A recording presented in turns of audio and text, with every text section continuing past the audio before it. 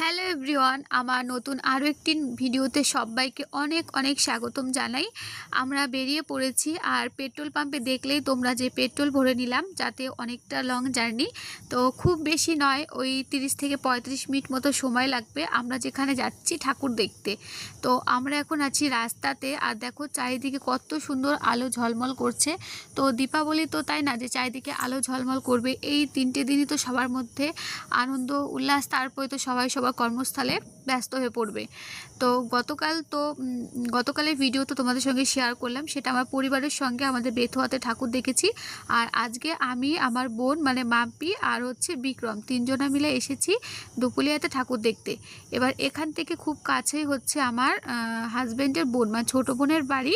তো ওরা আসছে আর আমরা এখান থেকে যাচ্ছি, তো সবাই মিলে একসঙ্গে খুব আনন্দ করে ঠাকুর দেখব। আর চলো তোমাদের সঙ্গে সেগুলো শেয়ার করব। তো দেখো আমরা চলে এসেছি, আর এটা না সাথী ক্লাব, আর একই সঙ্গে 3-4টে ঠাকুর হয়, মানে এত দুর্দান্ত প্যান্ডেলগুলো করে। যাদের এখানে বাড়ি তারা তো জানোই। আর আমাদের বেথুয়া থেকে সবাই আসে ঠাকুর দেখতে, এসে সবার সঙ্গে দেখা হচ্ছিল, সবার সঙ্গে কথাই হচ্ছিল। আর আমার বোন মানে মাম্পি ভিডিওগুলো করে দিচ্ছিল। আর এই দেখো আমাদের মাম্পি সোনা, আর এই যে হচ্ছে বিক্রম। সারা বছর আমরা এই কটা দিনের জন্য ওয়েট করে থাকি যে পুজো আসবে। তো পুজো আসলেই মনে হয় ভালো লাগে। তো যাই হোক, এই দেখো আমি এইভাবে সেজেছি, এটা হচ্ছে আমার ফাইনাল লুক।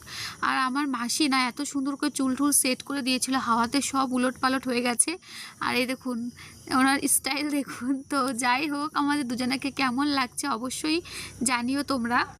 আর বাইকে না একটু বেশি হাওয়া লাগে আমার মনে হয়, কিন্তু আমার মাম্পি ছিল বলে আজকে আমার চুলটা ঠিকঠাক হয়েছে।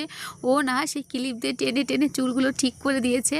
তো আমরা চলে এসেছি এখন হচ্ছে সাথী ক্লাবের ভিতরে। দেখো কি দারুণ প্যান্ডেলটা করেছে।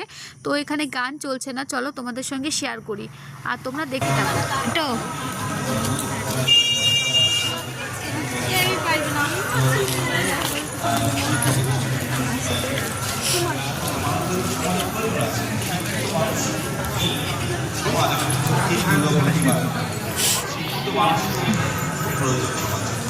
তাদের যে বক্তব্যগুলো শুনলাম, সেই বক্তব্যের মধ্যে যে একটা নির্যাস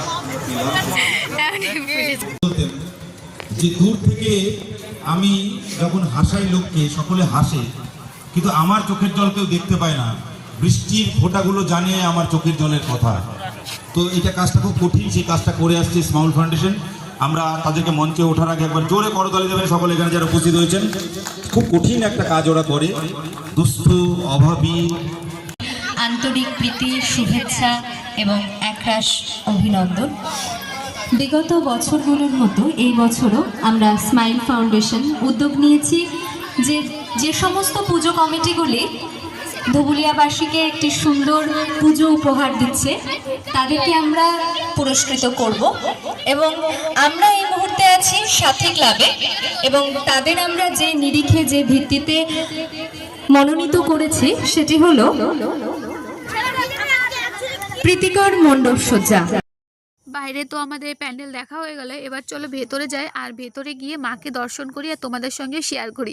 দুটো বাচ্চা ছেলে আর কি, কিছু লোককে যেতে দিচ্ছে, আর মানে আবার ওনারা বেরিয়ে গেলে আবার কিছু লোককে যেতে দিচ্ছে। তো ও তো ঢুকে গেছে, এবার আমাদেরকে যেতে দিচ্ছে না, যেহেতু ছোটো না, ওকেও আসতে দিচ্ছে না বাইরে। তো দেখো আমরা ভেতরে চলে এসেছি, আর মাকে তো দেখা হয়ে গেল। তোমাদের সঙ্গে না একদম ভালো মতো দাঁড়িয়ে মানে ভিডিও করার কথা একদম মাথাতে ছিল না, কিন্তু দেখো নিজেদের ভিডিও করার কথা কিন্তু একদম ভুলি না।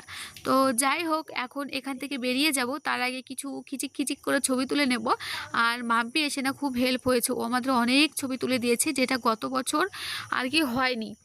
তো গত বছরের ভিডিও আমি তোমাদের সঙ্গে শেয়ার করেছিলাম, আমরা ঠাকুর দেখতে এসেছিলাম দুপুলিয়াতে। তো চলো এবার এখান থেকে বেরিয়ে পড়বো।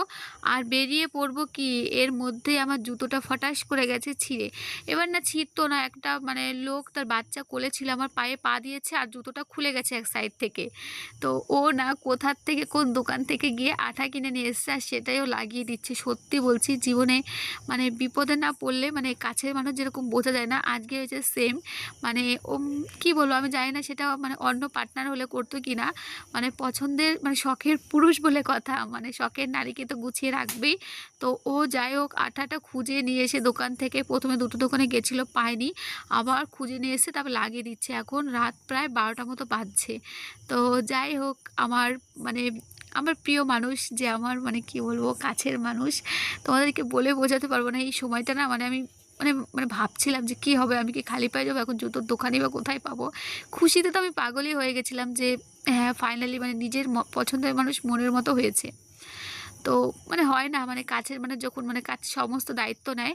তো চলো অনেক বেশি বকবক করে ফেলেছি। আর এই যে প্যান্ডেলগুলো তোমরা দূর থেকে দেখতে পাচ্ছ, এগুলোই হচ্ছে একসঙ্গে থাকে, আর এগুলোই হচ্ছে প্যান্ডেল আর কি দেখার মতো, যেটা এবার আর কি আমাদের দেখা হলো না।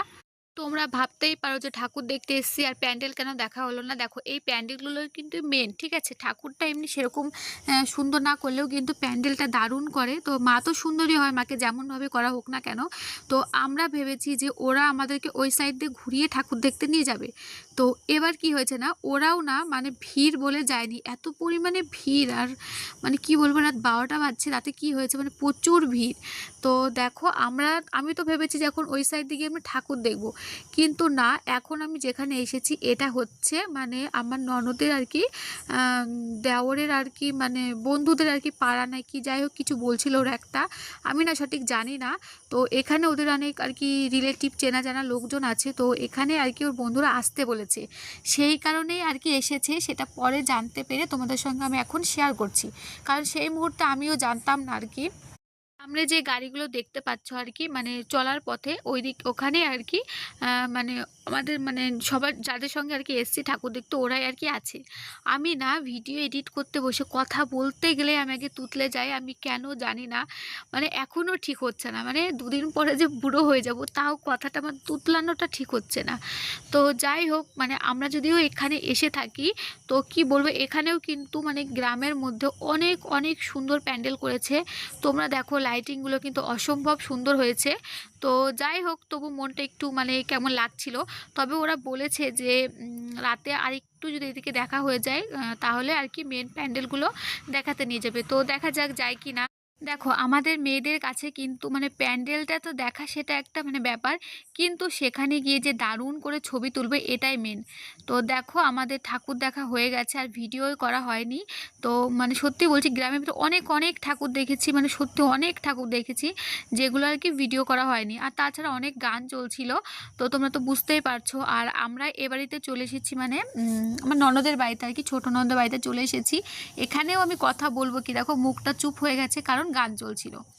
দেখো এখন আমি যে কথা বলছিলাম মানে কি বলবো, ভিডিও এডিট করতে বসে দেখছি এত পরিমাণে গান শোনা যাচ্ছে, যেহেতু বাড়ির পাশেই পুজো হচ্ছে। আর এখন আমরা ড্রেস চেঞ্জ করে নিয়েছি, তো ও আর কি ওর নাইটিগুলো বের করে দিল।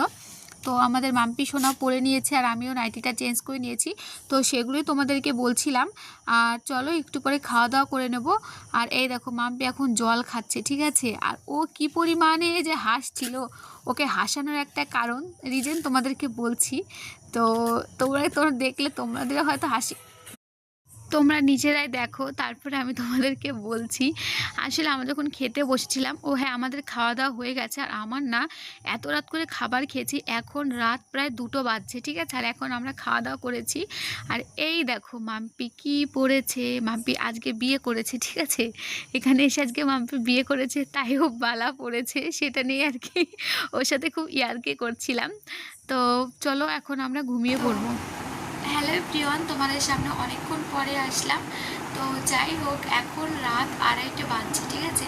আর এখন সবাই মিলে ঘুমোতে গেছি। আর আমাদের রাত্রের খাওয়া দাওয়া হয়ে গেছে।